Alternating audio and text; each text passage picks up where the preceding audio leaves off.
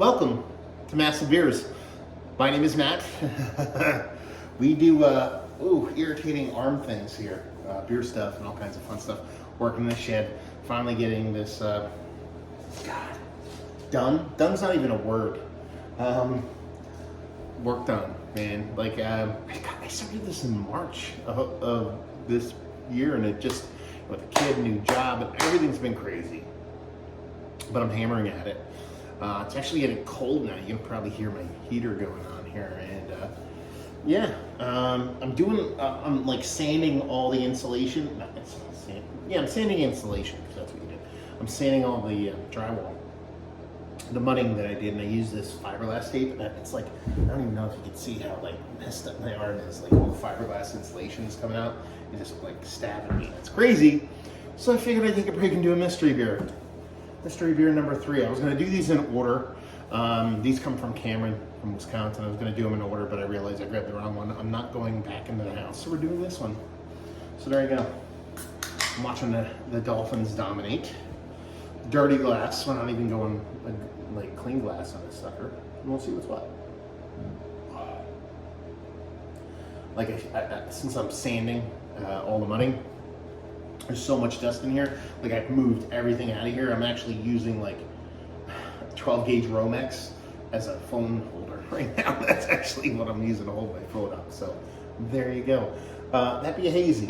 Yeah, that'd be a big old hazy, rich, dense, looks like a double IPA. Let's get a nose.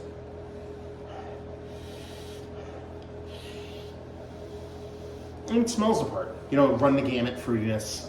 Definitely smells like there's going to be a indication of bittering being there. Double IPA. That's what kind of how it comes off to me on the nose, at least. Let's dive in. Cheers.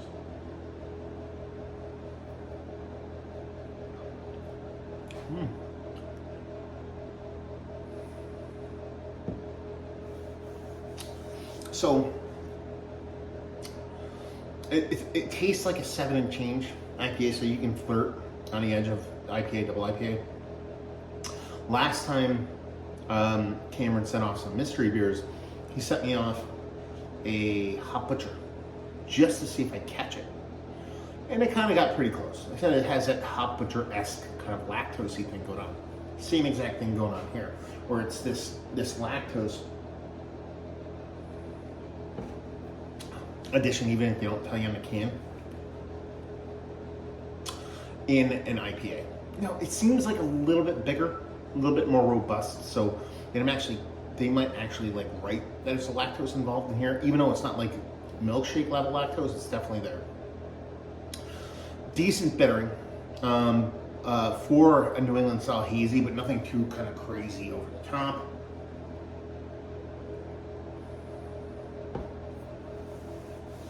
Really does taste like Hop Butcher beer, like one of their 7.5s. So it tastes like a 7.5 double IPA with soft lactose dose. Let's cheat and look at the bottom. Yeah, that's not Hop Butcher beer. I don't think they do their bottoms like that. I actually don't even know. This is pack 10-19, I think. That's probably the date on it. I'm assuming 23. I'm vacillating between whether I'm gonna call it. I'm gonna say this is somebody's lactose double IPA. New school hops, maybe throwing an old school C in there, like a Centennial, because it's the way the bittering kind of comes off to me. Comes a little bit piney, a little bit resinous, a little bit chinooky kind of Centennial on it.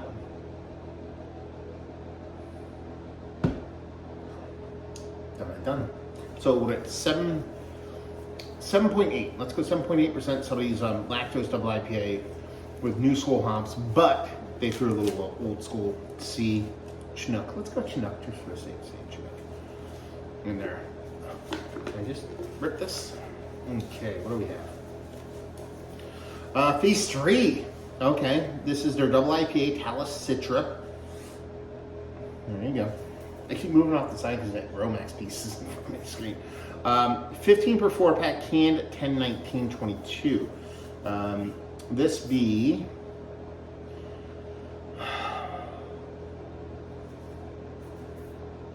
Talus and Citra, 8%. So I said 7.8, so I was 0.2% off.